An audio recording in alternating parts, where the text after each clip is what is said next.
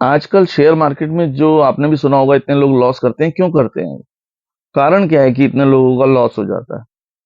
क्यों? क्योंकि मेरे भाई आधे से ज्यादा लोग ना करते ही ऑप्शन ट्रेडिंग है। इसीलिए लोग मैक्सिमम लॉस में रहते हैं। क्यों? क्योंकि उनको पता होता नहीं है कि ऑप्शन ट्रेडिंग है क्या। करते सब हैं, मैंने कईयों को देखा है, लेकिन आधे से ज्यादा लोगों को ये नहीं पता होगा कि एक्चुअल में ऑप्शन ट्रेडिंग कहते किसे हैं, क्यों की जाती है, ये पता ही नहीं है। लेकिन करे जा रहे हैं, करे जा रहे हैं, बस करे जा रहे हैं।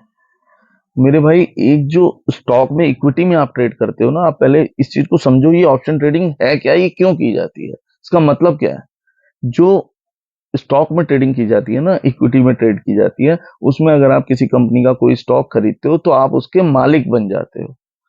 चाहे आप कुछ परसेंटेज के ही बनते हो, लेकिन आप उसके हिस्सेदार, उसके मालिक बन जाते हो, उसके पार्टनर बन जाते हो। कहीं ना कहीं आप मालिक कहलाते हो, आप उसके स्टॉक अगर आप खरीदते हो तो। ऑप्शन ट्रेडिंग में ऐसा नहीं होता मेरे भाई। ऑप्शन ट्रेडिंग एक कॉन्ट्रैक्ट है जिसकी एक टाइम लिमिट है, और उस टाइम लिमिट को एक्सपायरी बोलते हैं। आप समझ रहे हो मेरी बात? और उस कॉन्ट्रैक्ट की एक वैल्यू है जिसे हम प्रीमियम बोलते हैं। समझ रहे हो? ऑप्शन ट्रेडिंग एक कॉन्ट्रैक्ट है। आप मालिक नहीं बन रहे हो उसके। एक कॉन्ट्रैक्ट है जिसका एक टाइम लिमिट है, इसका पीरियड है कि ये इतने पीरियड में इसका कॉन्ट्रैक्ट खत्म होना ही होना है। और उस पीरियड के लिए जो आप पैसे वैल्यू देते हो उसको प्रीमियम बोला जाता है। और वो अपने टाइम लिमिट पे जब वो आता है तो वो प्रीमियम जीरो हो जाता है। मेरे भाई, ये छोटी छोटी बातें आपको पता होनी बहुत जरूरी है कि पैसा क्यों जीरो हो रहा है, उसका कारण क्या है जीरो होने का। वो अपनी एक्सपायरी पे जीरो होगा ही होगा। ऑप्शन ट्रेडिंग आप अगर आप करते हो ना, तो आप किसी स्टॉक के या किसी कंपनी के या किसी इंडेक्स के मालिक नहीं बनते हो।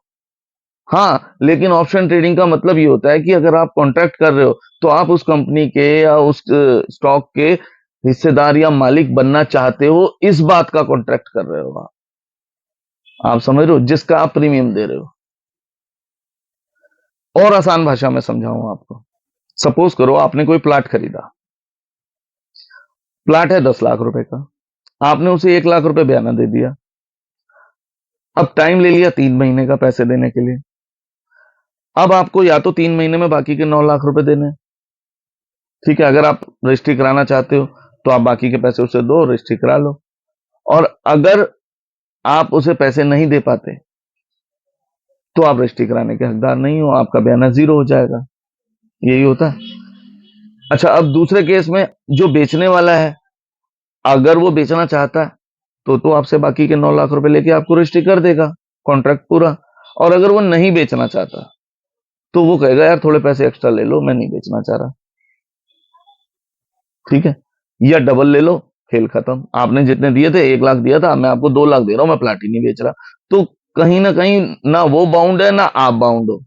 आप भी अपना कॉन्ट्रैक्ट बीच में तोड़ सकते हो, वो भी अपना कॉन्ट्रैक्ट बीच में तोड़ सकता है। बाउंड कोई भी नहीं है। लेकिन एक कॉन्ट्रैक्ट कर लिया। आप समझ रहे हो? सेम वही कंडीशन ऑप्शन ट्रेडिंग में। आप एक कॉन्ट्रैक्ट करते हो, बाउंड नहीं हो कि आप लो या नहीं लो। आप चाहो तो समय से पहले, आपको अच्छे पैसे मिल रहे हैं, आप दे के बाहर हो जाओ। हाँ, ये भी होता है, जब आपने मान लो बयाना दिया, कोई चीज 10 लाख रुपए में खरीदी। अब अगर आपको वही चीज कोई 12 दे रहा है तो आप उसको बेच दो ना आगे।